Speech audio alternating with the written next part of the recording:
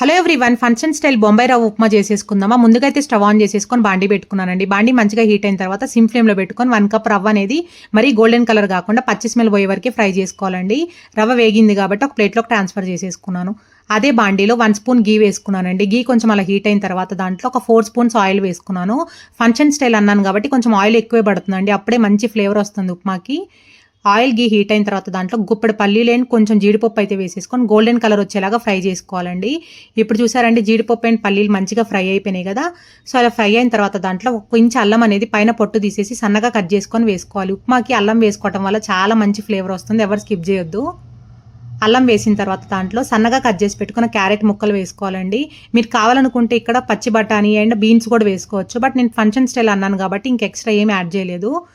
So క్యారెట్లు వేసిన తర్వాత దాంట్లోనే సన్నగా కట్ చేసి పెట్టుకున్న ఉల్లిపాయ ముక్కలు వేసుకున్నానండి. దాంట్లోనే పొడుగా కట్ చేసి పెట్టుకున్న పచ్చిమిర్చి ముక్కలు ఎక్కువ వేసుకోండి, అక్కడక్కడ తగులుతా బాగుంటాయి తినేటప్పుడు. అక్కడే కొంచెం కరివేపాకు కూడా వేసేసుకొని మీడియం ఫ్లేమ్లో పెట్టుకొని ఇప్పుడు వేసిన పదార్థాలన్నీ మంచిగా ఫ్రై అయ్యే వరకు అయితే ఫ్రై చేసుకోవాలండి. వెజ్జీస్ అనేవి మంచిగా ఫ్రై అయిపోయినాయి చూడండి. మరి ఎక్కువ కలర్ చేంజ్ అయ్యే వరకు ఫ్రై అవసరం లేదు, పచ్చి స్మెల్ పోయే వరకే ఫ్రై చేసుకోవాలి. అలా ఫ్రై అయిన తర్వాత దాంట్లో ఒక 2 మీడియం సైజ్ టమాటాలు కట్ చేసుకొని వేసుకున్నానండి. బాగా పండిన టమాటాలు వేసుకోండి, ఉప్మాకి మంచి ఫ్లేవర్ ఉంటుంది. 1/2 స్పూన్ పసుపు వేసుకున్నానండి, 1/2 స్పూన్ ఉప్పు వేసుకున్నానండి. వేసేసుకొని ఒక్కసారి మిక్స్ చేసుకున్నాను అంతే. మిక్స్ చేసేసుకొని మూత పెట్టేసుకొని మగ్గించుకున్నాను.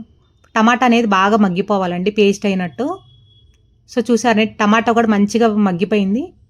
సో టమాటా అలా మగ్గిపోయిన తర్వాత దాంట్లో ముందుగా ఫ్రై చేసుకున్న రవ్వ ఉంది కదండి, ఆ రవ్వ అనేది వేసుకోవాలి. చెప్పాను కదండి, జస్ట్ పచ్చి స్మెల్ పోయే వరకు ఫ్రై చేసుకోమని ఎందుకు చెప్పానంటే ఇక్కడ మళ్ళీ ఒకసారి వేపుతాం కాబట్టి. జస్ట్ ఒక 2 సెకండ్స్ వేపితే సరిపోతుందండి, ఎక్కువ అవసరం లేదు. ఎందుకంటే మనం వేసిన పదార్థాలన్నీ ఆ రవ్వకి పట్టడానికి అక్కడ వేపుకుంటున్నాను. సో చూసారండి, రవ్వ అనేది మంచిగా వేగిపోయింది కదా. ఇప్పుడు దాంట్లో 1 గ్లాస్ రవ్వకి అయితే నేను 4 గ్లాసెస్ వాటర్ పోసుకున్నానండి. అలా పోసుకుంటే మనకి ఫంక్షన్ స్టైల్ వస్తుంది, కొంచెం లూజ్గా. వాటర్ పోసేటప్పుడు సిమ్ ఫ్లేమ్లో పెట్టుకొని కొంచెం కొంచెం వాటర్ పోసుకుంటూ తిప్పుకోండి, అప్పుడు మనకి ఎక్కడ ఉండలు కట్టుకొని ఉంటుందండి. వాటర్ పోసిన తర్వాత కొంచెం కొత్తిమీర వేసేసి మిక్స్ చేసేసుకొని మూత పెట్టేసుకొని మీడియం ఫ్లేమ్ మీద అయితే మగ్గించుకోండి. అప్పుడు రవ్వ అనేది మనకి ఎక్కడ పచ్చి స్మెల్ లేకుండా ఉంటుంది. అలా 2-3 సార్లు అయితే మూత తీసుకుంటూ అయితే తిప్పేసుకున్నానండి. మీకు కొంచెం జారుడు కన్సిస్టెన్సీ రావాలనుకుంటే ఇలా ఈ కన్సిస్టెన్సీలో వచ్చేసిన తర్వాత కొత్తిమీర వేసేసుకొని స్టవ్ ఆఫ్ చేసేయండి. నాకు కొంచెం జారుగా కావాలి కాబట్టి లాస్ట్లో కొంచెం కొత్తిమీర వేసేసి స్టవ్ ఆఫ్ చేసేసుకున్నానండి. ఆఫ్ చేసేసి మూత పెట్టేసుకున్నాను. మూత పెట్టేసుకున్న తర్వాత ఒక 5 మినిట్స్ తర్వాత మీకు మూత తీసి చూస్తే మనకు ఉప్మా అనేది పర్ఫెక్ట్ కన్సిస్టెన్సీ వచ్చింది చూడండి. ఈ కన్సిస్టెన్సీ వచ్చేస్తుందండి. మనం ఇందాక తీసుకున్నట్టు కన్సిస్టెన్సీ తీసుకుంటే ఒక ప్లేట్లోకి అయితే ట్రాన్స్ఫర్ చేసేసుకొని పల్లీ చట్నీతో అన్నా లేకపోతే కారం పొడితో అన్నా సర్వ్ చేసేసుకోండి. ఒక 1 స్పూన్ గీ వేసేసుకొని అంతే అండి, టేస్టీ క్యాటరింగ్ స్టైల్ ఉప్మా అయితే రెడీ అయిపోయింది. టేస్ట్ అయితే చాలా చాలా బాగుంది. ఈ రెసిపీ నచ్చినట్టయితే ప్లీజ్ లైక్, షేర్ అండ్